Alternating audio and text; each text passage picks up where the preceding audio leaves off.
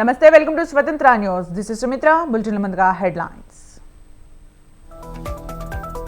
Parliament ఎన్నికలకు BJP ఇన్ఛార్జీల నియామకం. హైదరాబాద్ కు రాజా సింగ్, సికింద్రాబాద్ కు లక్ష్మణ్.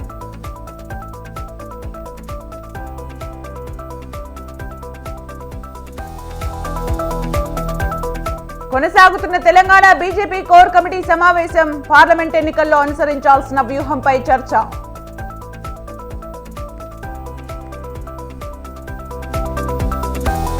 గౌరవం లేని చోట పని చేయలేను. టీడీపీకి కేశినేని శ్వేత రాజీనామా.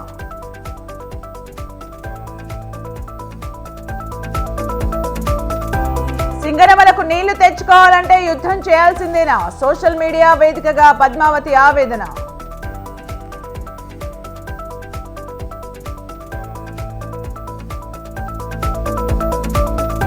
తిమ్మాపూర్ ఇరిగేషన్ ఆఫీసులో చోరీ. పలు కీలక ఫైళ్లు మాయం.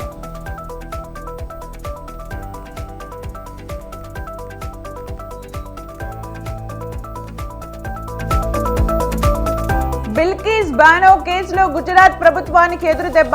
11 మంది దోషులకు క్షమాభిక్ష రద్దు చేసిన సుప్రీంకోర్టు.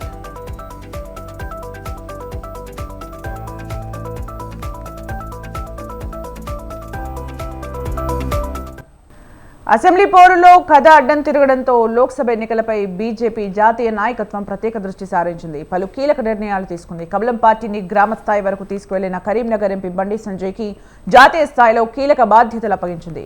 కిసాన్ మోర్చా జాతీయ ఇన్ఛార్జిగా నియమించింది. బండి సంజయ్ విశేష సేవల్ని బీజేపీ అధిష్టానం గుర్తించడంపై బీజేపీ శ్రేణులు సంతోషం వ్యక్తం చేస్తున్నాయి. వచ్చే ఎంపీ ఎలక్షన్లో రాష్ట్రంలో 10 సీట్లు గ్యారంటీ అని జోస్యం చెబుతున్నాయి.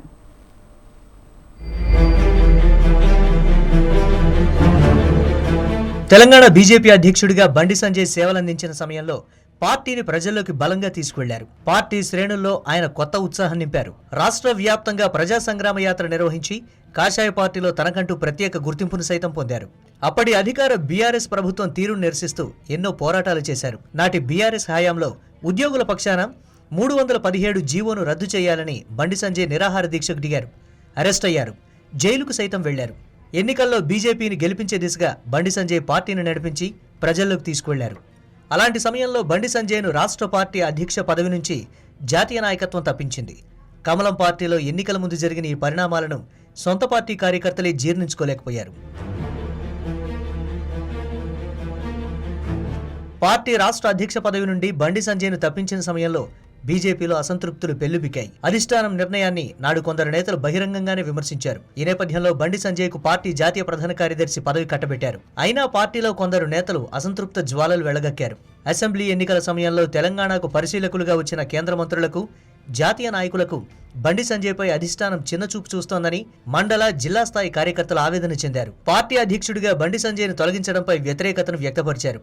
పార్టీ పరిస్థితి, కార్యకర్తల అభిప్రాయాలను పరిశీలకులు అధిష్టానం దృష్టికి తీసుకెళ్లారు.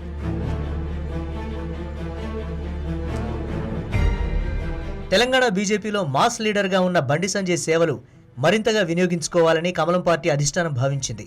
ఇందులో భాగంగానే బండి సంజయ్కు కీలక బాధ్యతలు అప్పగించి పార్లమెంట్ ఎన్నికలకు వెళ్లాలని అధిష్టానం నిర్ణయం తీసుకుంది. ఈ నేపథ్యంలో కిసాన్ మోర్చా జాతీయ ఇన్ఛార్జిగా బండి సంజయ్ను పార్టీ నియమించింది. రానున్న లోక్సభ ఎన్నికల్లో తెలంగాణలో బీజేపీ 10 పార్లమెంటు స్థానాల్లో విజయం సాధించాలని టార్గెట్గా పెట్టుకుంది. పార్టీ కార్యకర్తల్లో జోష్ నింపి బీఆర్ఎస్, కాంగ్రెస్లకు ధీటుగా పార్టీని నడిపించే నాయకుడిగా బండి సంజయ్ను నిర్ణయించినట్లు తెలిసింది. రాష్ట్ర పార్టీ అధ్యక్షుడిగా ఉన్న సమయంలో బండి సంజయ్ ఉత్సాహంగా పనిచేసిన విధంగానే ఇప్పుడు సేవలందిస్తారని పార్టీ అధిష్టానం భావించింది. పార్టీని గెలిపించే దిశగా ఆయన పనిచేస్తారనే పూర్తి విశ్వాసంతో ఢిల్లీ బీజేపీ పెద్దలు సంజయ్కు జాతీయ స్థాయిలో మరో కీలక పదవి అప్పగించినట్లు తేటతెల్లమైంది.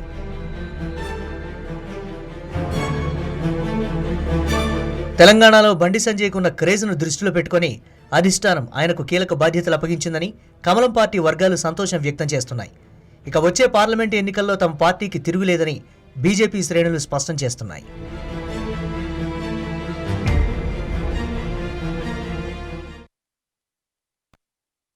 టీడీపీకి కేశినేని నాని కుటుంబ సభ్యులు గుడ్ బై చెప్తున్నారు. ఇప్పటికే తెలుగుదేశం పార్టీకి కేశినేని నాని రాజీనామా చేయగా తండ్రి బాటలోనే కుమార్తె శ్వేత కూడా రాజీనామా చేశారు. కార్పొరేటర్ పదవికి కేశినేని శ్వేత రాజీనామా చేస్తూ మేయర్ భాగ్యలక్ష్మికి రాజీనామా లేఖ సమర్పించారు. వ్యక్తిగత కారణాలతో రాజీనామా చేశానని ఆమె తెలిపారు.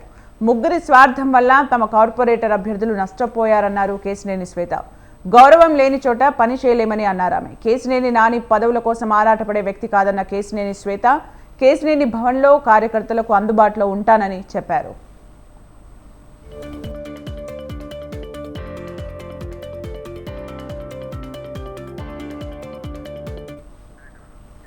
కూతురు రాజీనామా విషయాన్ని కేశినేని నాని ట్విట్టర్ ద్వారా తెలిపారు. ఆమె కార్పొరేటర్ పదవికి రాజీనామా చేసి టీడీపీ పార్టీకి సైతం రాజీనామా చేయనున్నట్లు ప్రకటించారు. తనకు కార్పొరేటర్ పదవి వచ్చేలా సహకరించిన ఎమ్మెల్యే గద్దె రామ్మోహన్ రావును కలిసిన శ్వేత కృతజ్ఞతలు తెలియజేశారు.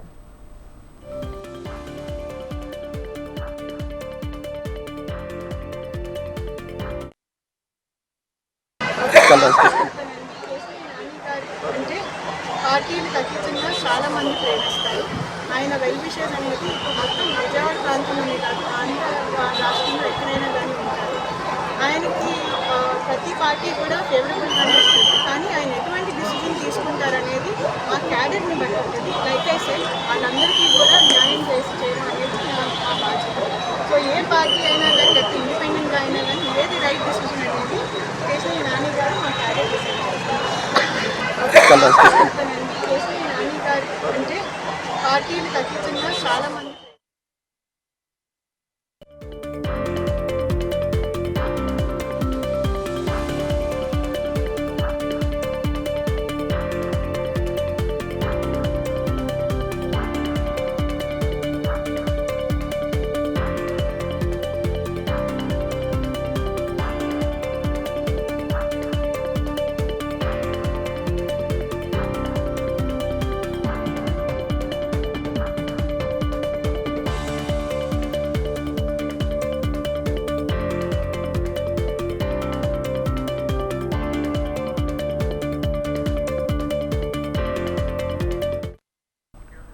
వైసీపీలో నర్సారావుపేట పంచాయతీ తాడేపల్లికి చేరింది. నర్సారావుపేట నియోజకవర్గంలో నెలకొన్న విభేదాలపై ఎంపీ విజయసాయిరెడ్డి దృష్టి సారించారు.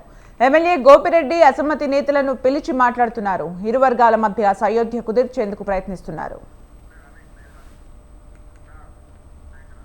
ఇక పూర్తి సమాచారం మా ప్రతినిధి రమేష్ లైవ్ లో అందిస్తారు. రమేష్.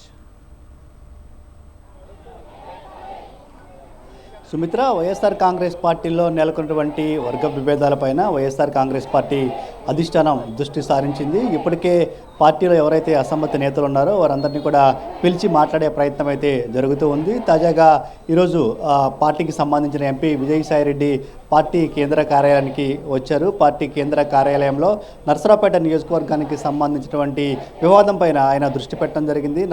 నర్సరావుపేట నియోజకవర్గానికి సంబంధించిన ఎమ్మెల్యే గోపిరెడ్డి శ్రీనివాసరెడ్డితో పాటు ఆయన వ్యతిరేక వర్గాన్ని కూడా పిలిపించి మాట్లాడుతూ ఉన్నారు. గతంలోనే ఎమ్మెల్యే గోపిరెడ్డి శ్రీనివాసరెడ్డికి వ్యతిరేకంగా నర్సరావుపేటకు సంబంధించిన కొంతమంది వైఎస్ఆర్ కాంగ్రెస్ పార్టీ నేతలు తాడేపల్లిలోని పార్టీ కార్యాలయం ముందు, అదేవిధంగా సీఎం క్యాంపు కార్యాలయం ముందు కూడా ధర్నా చేయడం జరిగింది. గోపిరెడ్డి శ్రీనివాసరెడ్డికి వచ్చే ఎన్నికల్లో టికెట్ ఇవ్వద్దు, ఒకవేళ గోపిరెడ్డి శ్రీనివాసరెడ్డికి టికెట్ ఇస్తే ఖచ్చితంగా ఆయన్ని ఓడిస్తామంటూ గతంలోనే పెద్ద ఎత్తున ఆందోళన చేసినటువంటి పరిస్థితి కూడా ఉంది. ఈ నేపథ్యంలో ఇరు వర్గాల మధ్య సయోధ్య కుదిర్చేందుకు ఈరోజు విజయసాయిరెడ్డి ఇరు వర్గాలను కూడా పార్టీ కార్యాలయానికి పిలిపించారు. ప్రస్తుతం తాడేపల్లిలోని పార్టీ కార్యాలయంలో ఎవరైతే నర్సరావుపేట నియోజకవర్గానికి సంబంధించినటువంటి అసమ్మతి నేతలు ఉన్నారో వాళ్ళతో సాయిరెడ్డి సమావేశమయ్యారు. వచ్చే ఎన్నికల్లో గోపిరెడ్డి శ్రీనివాసరెడ్డిని గెలిపించేందుకు కృషి చేయాలని, ఏమైనా విభేదాలుంటే వాటిని పక్కన పెట్టాలి, ఇది ఎన్నికల సమయం కాబట్టి అందరూ కలిసికట్టుగా పనిచేయాలి, కలిసికట్టుగా పనిచేసి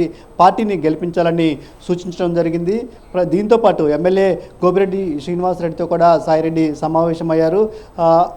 పార్టీకి సంబంధించినటువంటి నేతలందరినీ, కార్యకర్తలందరినీ కూడా కలుపుకొని వెళ్ళాలి, ఏమైనా చిన్న చిన్న సమస్యలు ఉంటే వారిని పిలిపించుకొని మాట్లాడాలి, అందరూ కలిసికట్టుగా పనిచేస్తే పార్టీ విజయం సాధిస్తుందంటూ ఇరు వర్గాలకు సర్ది చెప్పే ప్రయత్నం చేయడం జరిగింది. వచ్చే ఎన్నికల్లో రెండు వర్గాలు కూడా కలిసి ఖచ్చితంగా పనిచేయాల్సినటువంటి అవసరం ఉంది. ఏవైనా సమస్యలు ఉంటే వాటిని పరిష్కరించే దిశగా వైఎస్ఆర్ కాంగ్రెస్ పార్టీ అధిష్టానం పనిచేస్తుంది. సీఎం జగన్మోహన్ రెడ్డి పనిచేస్తారు. ఎన్నికలైన తర్వాత అందరికీ కూడా న్యాయం చేస్తామని కూడా ఆయన హామీ ఇచ్చినట్టు కూడా తెలుస్తుంది. ప్రస్తుతం అయితే దీనికి సంబంధించినటువంటి వివాదానికి సంబంధించిన సంబంధించినటువంటి చర్చ అయితే కొనసాగుతుంది. మరోవైపు మధ్యాహ్నం తర్వాత పార్టీకి సంబంధించినటువంటి ముఖ్య నేతలను కూడా క్యాంపు కార్యాలయానికి పిలిపించడం జరిగింది. ప్రకాశం జిల్లాకు సంబంధించినటువంటి మాజీ మంత్రి బాలినేని శ్రీనివాసరెడ్డి కూడా ఈరోజు మధ్యాహ్నం తర్వాత సీఎం క్యాంపు కార్యాలయానికి రానున్నారు. అంతేకాకుండా పార్థసారథి కృష్ణా జిల్లాకు సంబంధించి పెనుమలూరు నియోజకవర్గానికి సంబంధించిన ఎమ్మెల్యే పార్థసారథి వ్యవహారం కూడా కొంత వైఎస్ఆర్ కాంగ్రెస్ పార్టీలో హాట్ టాపిక్గా మారింది. ఆయన పార్టీ మారతారనే ప్రచారం కూడా జరుగుతూ ఉంది.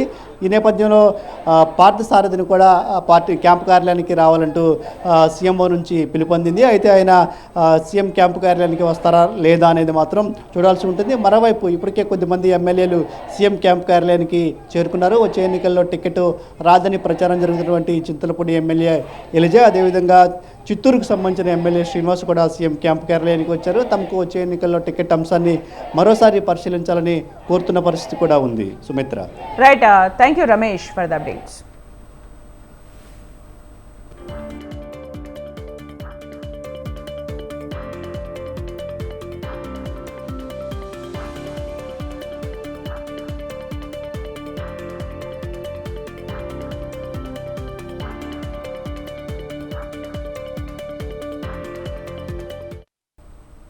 హైదరాబాద్ నగరంలో ఫేజ్ 2 మెట్రో విస్తరణపై కసరత్తు మొదలుపెట్టింది తెలంగాణ సర్కార్. ప్రభుత్వం తీసుకున్న నిర్ణయాలపై మెట్రో అధికారులు డిపార్ట్మెంటల్ రివ్యూ నిర్వహించారు. ఓల్డ్ సిటీ నుంచి ఎయిర్పోర్ట్ వరకు మెట్రో లైన్ పనులపై సమీక్ష చేసిన అధికారులు డిపిఆర్ కసరత్తు వెంటనే మొదలు పెట్టాలని నిర్ణయించారు. గత అనుభవం దృష్టిలో పెట్టుకుని జరగబోయే పనులను సజావుగా జరిగేలా సన్నద్ధమవుతున్నారు.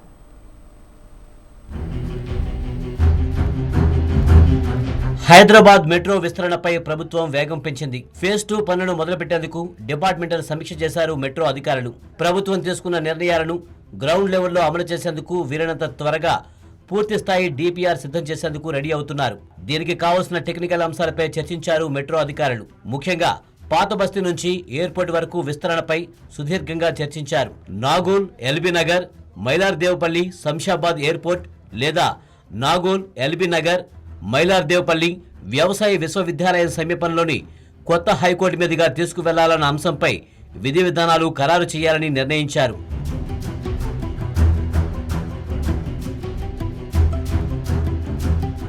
నాగోల్, ఎల్బీ నగర్, మైలార్దేవ్పల్లి ఎయిర్పోర్ట్ లైన్లో ఉన్న చంద్రాయనగుట్ట వరకు ఎంజీబీఎస్ ఫలక్నుమాను మరో 1.5 కిలోమీటర్లు పొడిగించడం లేదా ఓల్డ్ సిటీకి ఎయిర్పోర్ట్ కనెక్టివిటీ కోసం ఇంటర్చేంజ్ స్టేషన్గా చంద్రాయనగుట్టను అభివృద్ధి చేయడంపై అధికారులు కసరత్తు చేశారు. చంద్రాయనగుట్టలో ఇరుకైన రహదారి వెడల్పు, అక్కడ ఫ్లైఓవర్ ఉనికిని దృష్టిలో ఉంచుకుని రైలు రివర్సల్, స్టేబులింగ్ లైన్ల ఏర్పాటులో ఉన్న సంక్లిష్టతలు, సాధ్యమయ్యే సాంకేతిక పరిష్కారాలపై మెట్రో అధికారులు చర్చించారు. దేశంలో అందుబాటులో ఉన్న ఇతర సిగ్నలింగ్ టెక్నాలజీలు, ఒకే విధమైన సిగ్నలింగ్, రైలు నియంత్రణ వ్యవస్థ, కోచ్లను అనుసరించడం వల్ల కలిగే లాభాలు, నష్టాలు కూడా సుదీర్ఘంగా చర్చించారు.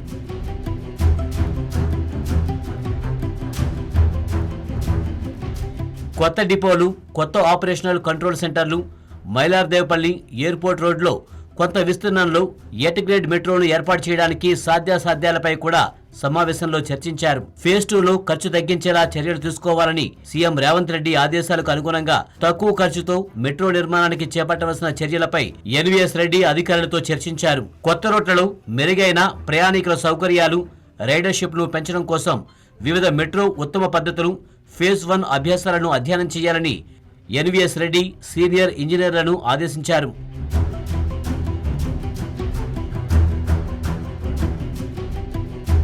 హైదరాబాద్ నగరంలో ఫస్ట్ ఫేజ్ మెట్రో నిర్మాణం జరుగుతున్న సందర్భంలో ట్రాఫిక్ సమస్యలు తీవ్రంగా వచ్చాయి. ఈ నేపథ్యంలో ఇప్పుడు కాంగ్రెస్ ప్రభుత్వం పాత బస్తీ మీదుగా ఎయిర్పోర్ట్ వరకు మెట్రో వేయాలని నిర్ణయించడంతో ట్రాఫిక్ వల్ల ప్రజలకు ఇబ్బందులు కలగకుండా చర్యలు తీసుకోవాలని అధికారులు నిర్ణయించారు. అలాగే పూర్తి స్థాయి డిపిఆర్తో త్వరితగతిన ప్రభుత్వానికి అందజేసేందుకు ప్రణాళికలు సిద్ధం చేస్తున్నారు.